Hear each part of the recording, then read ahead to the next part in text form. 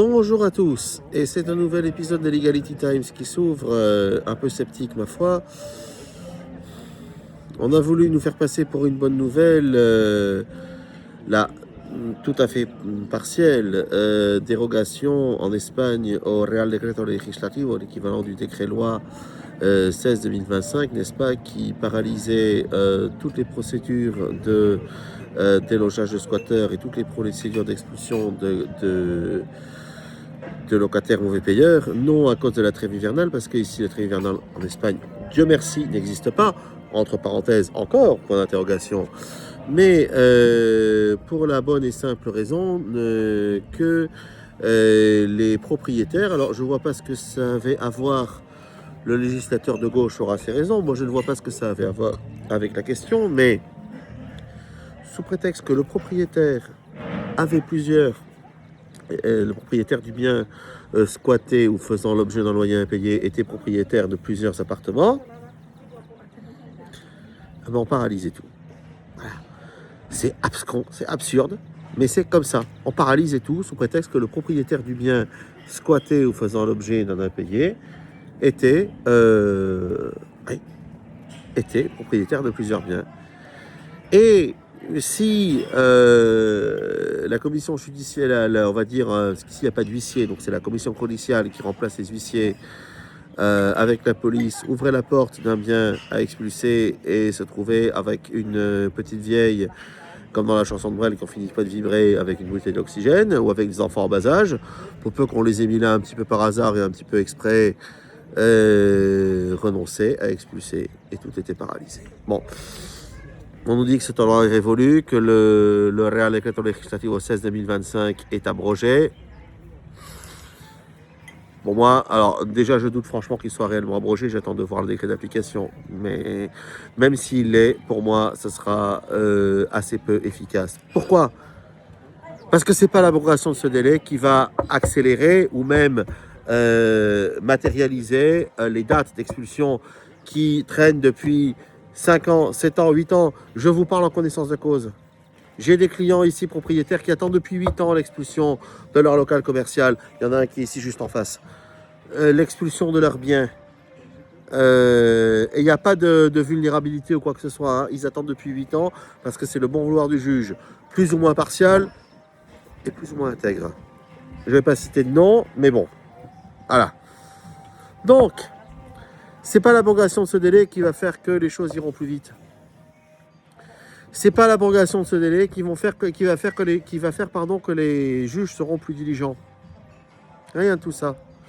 Donc, je vous le dis, il est urgent ici en Espagne de légiférer de façon à ce que, lorsque votre bien est squatté, lorsque vous montez un dossier suffisamment solide, que vous assignez au civil et au pénal, parce que le délit de l'expropriation de propriété, c'est du pénal, hein, que vous prouvez votre légitimation active, que vous prouvez que vous êtes propriétaire, que vous prouvez la situation, constat de PV de police, il n'y a pas d'huissier ici, donc c'est constat de notaire, n'importe quoi, quelque chose qui est qu'on ait fait publicar policial, que vous prouvez votre bonne foi. Il est urgent qu'il y ait une loi qui dise que le contrôle d'accès à la propriété privée doit être systématiquement accordé par les juges et que ça doit être le principe et pas l'exception. Aujourd'hui, procéduralement parlant, le contrôle d'accès à la propriété en Espagne, c'est viable, c'est possible, seulement les juges ne vous l'accordent jamais. Donc, il est urgent de faire passer une loi qui dise que le principe du contrôle d'accès à la propriété, lorsque vous avez prouvé votre bonne foi, avant même que le jugement soit passé, doit être la règle. Et au-delà de ça, lorsque vous avez un agent de justice qui se pointe à l'endroit du bien squatté, qui demande aux squatteurs de prouver qu'ils ont bien un titre, hein, ce qu'on appelle le desahucio por precario ici, qu'ils ont bien un bail, s'ils n'en ont pas, ou s'ils ne répondent pas, que le principe, avant même qu'il y ait un jugement, ce soit l'expulsion. À titre de mesure conservatoire, l'expulsion sans autre des squatteurs.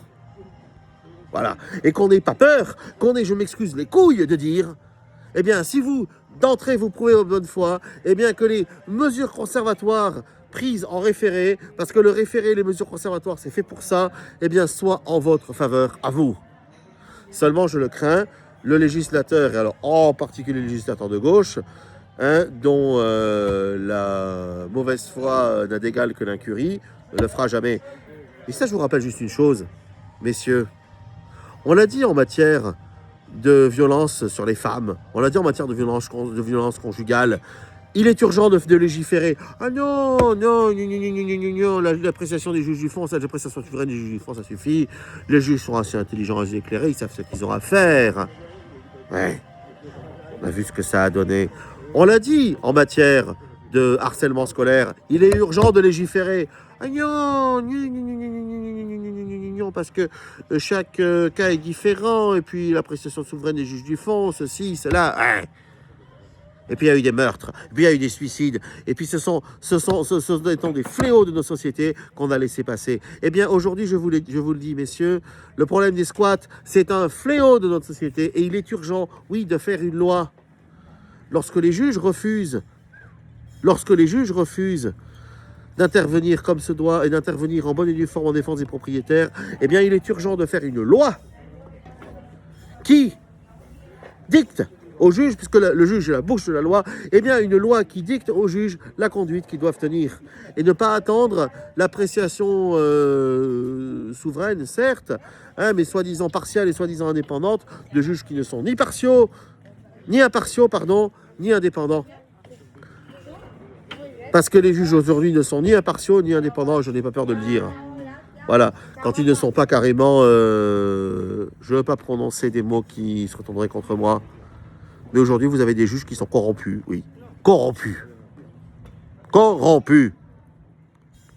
Et corrompus pas certains propriétaires, ou corrompus pas par certains intérêts occultes et véreux. Corrompus par des lobbies. Oui, certains intérêts occultes et véreux, oui, bien sûr, oui, mais pas ce qu'on pense. Voilà.